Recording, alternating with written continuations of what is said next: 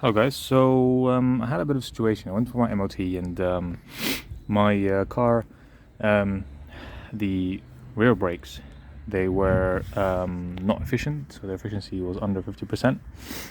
So I want to investigate, and it's a very interesting issue what happened here. So it seems like the pads are not gripping with the disc very well, but you can see the disc is quite scorched. The surface is not smooth.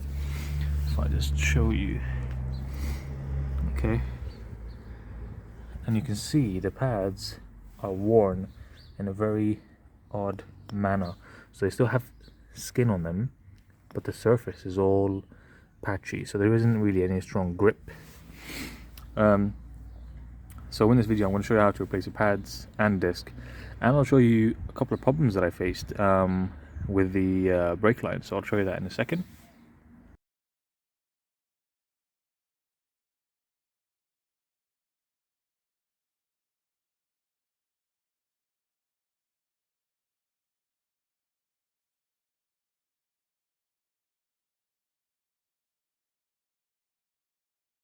Okay, so step one is to open the brake fluid reservoir. This is to reduce the pressure in the system. So just loosen it, open it. First step is removing the screw holding in the brake disc. Do it when the brakes are still on, because you've got some leverage. Next, I'm putting in some penetration fluid to loosen all the bolts.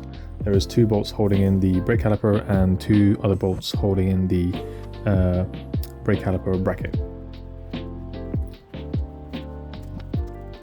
As you can see, mine were a bit tough to open, so let the penetration fluid do its work and then open it. You need a 13 and 17mm spanner to open the bolts. 13mm on the outside and 17 is for the inside. Next, I open the bleeding nipple, and I'm trying to slowly loosen the piston instead of pushing it around.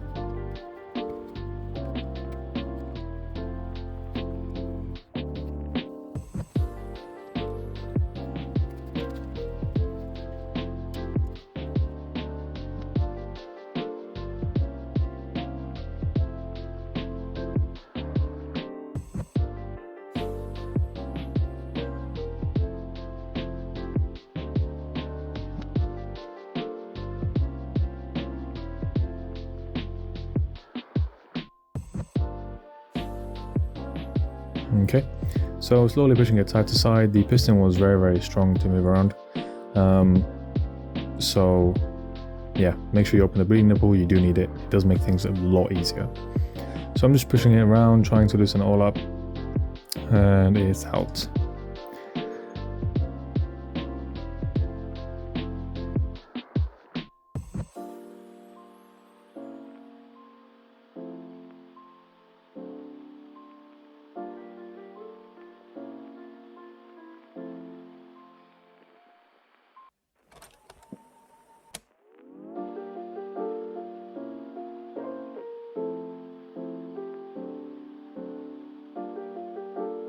Next, I am trying to open the brake bracket thing, but the brake line is in the way. So I don't want to open the brake line because you have to replace the washers. It caused me a lot of headache on the other side.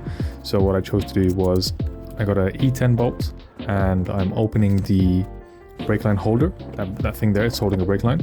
Once that goes out the way, you have a lot of space to work on the brakes. So for me that was easier, because I'll show you later on the other side. I completely messed that up, and gosh, it took me days to fix. Anyways, I use penetration fluid again, and I'm trying to open these bolts. They're very heavy, they're very strong. So take your time with them,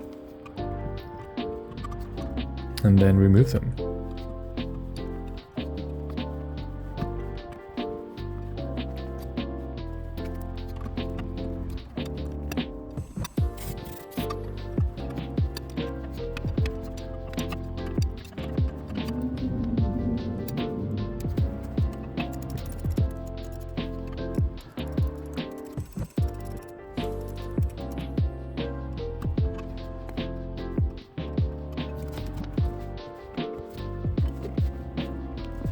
Next, I put silicone on the springs.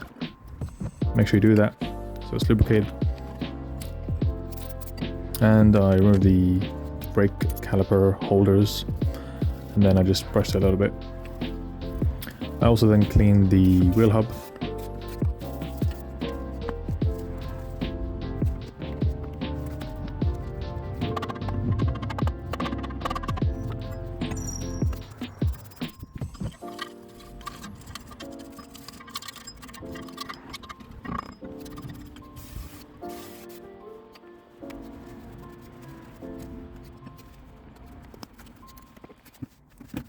Next, I'm pushing back the piston.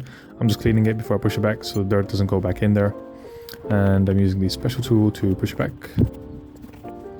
And I open the bleeding nipple because that makes things a lot easier.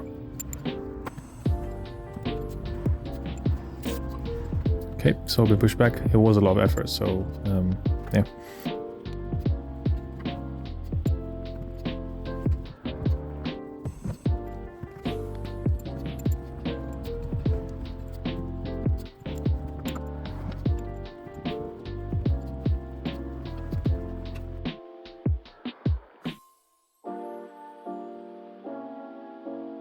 Alright, so new brake caliper, spray some brake cleaner on it, and make sure the oils are all off. So do it on both sides, don't forget. Put some copper grease on the wheel hub, and then put in the bolt that holds it in, tighten it by hand. No, just literally hand tighten a little bit. It's only there to hold the rotor from going wobbly, you know. So yeah, don't make it tight. Next, I'm cleaning the bolts. I'm actually going to remove the old thread locker because it's quite thick in there, so I'm using a screwdriver to do that. And then I'm putting in some medium thread lock to hold it in place.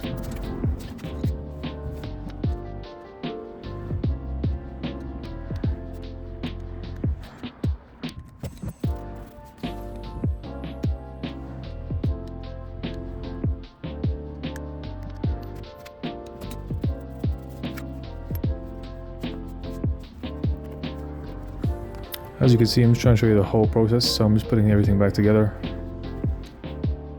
And I'm trying to tighten the bolts. These are very important to tighten, by the way.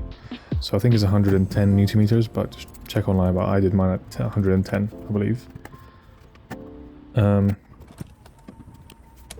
So once that's done, I'm just screwing back the E10 bolt, the brake line holder bolt. And I chose to do it that way because removing the brake line itself, because you have to replace the washers, and it's very easy to leak, and it caused me a headache on the other side. I'll show you in a second. So I'd recommend doing it this way. It's just a lot easier, and just a lot less hassle.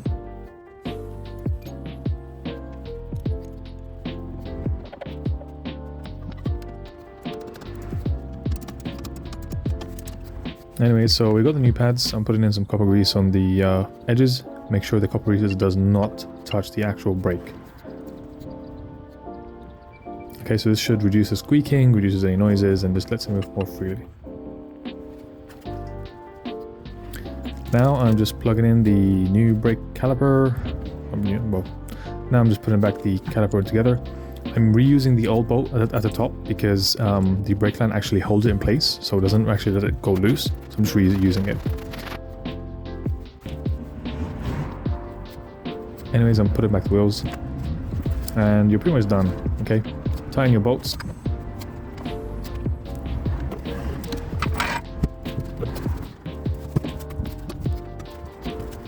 I think it's 110, but I put 120 just for my sake. Okay, so this is the problem that I faced, okay? So here's one of the brakes, and I was trying to troubleshoot with the problems with the caliper discs or the pads. So as I opened the caliper, I retracted it, and it was being very, very tough when retracting. So what I ended up doing was I was trying to open the bleed nipple, which is over here. But what I did was I opened this here, and this is the brake line. What I should open was the bleed nipple, which is right here. But it's my first time, playing with a brake line, so I didn't know, right? So anyways, so when you open this, you have to replace the washers, and you can see here there's some copper ones there. Initially there were some steel ones, and it's a very interesting problem. I was trying to figure out for a couple of days now, but essentially the old washers, which were steel or alloy or whatever, they were the same size but they were thicker. Okay, so the new copper ones that I got were actually they were a bit thinner, so they were like 1 millimeter, whereas the steel ones were 1.5, but also the total diameter, like the size, so the copper were like this, whereas the steel ones were just a bit bigger. Now you cannot reuse, well, the old washers, so one of them was just completely gone, so I had to remove that, but the second one here, I've used the second one in the bottom, and what I ended up doing was I used 2 washers in the top, and this seems to seal the brake because there isn't any fluid leaking anymore. I've tried so many different combinations and the brakes always end up leaking with fluid, so I'm going to give it another try in a bit and test it out properly, but so far I cannot see any leaking, which is great, but it definitely was a learning curve for me because I'm trying to think, you know, is it the brakes, is it the caliper? So I replaced the pads, replaced the disc, the brake line is good, the bleeding nipple works, you know, it's pissing out fluid as expected. So I'm going to test the brakes one more time. The handbrake works and it's holding in the disc. So all I have to do is test the brakes again, and if there's another problem, then it must be the caliper itself, so I'll replace that. So this is the old washer. What I did was, you can see here there are 2 washers, one on the top and the one on the bottom, which is the one I just dropped. I used this tool here to sort of go in there and pull it out because it wasn't just screwing out. Yeah, and we're going to replace it with new copper washers. And this just goes out like that.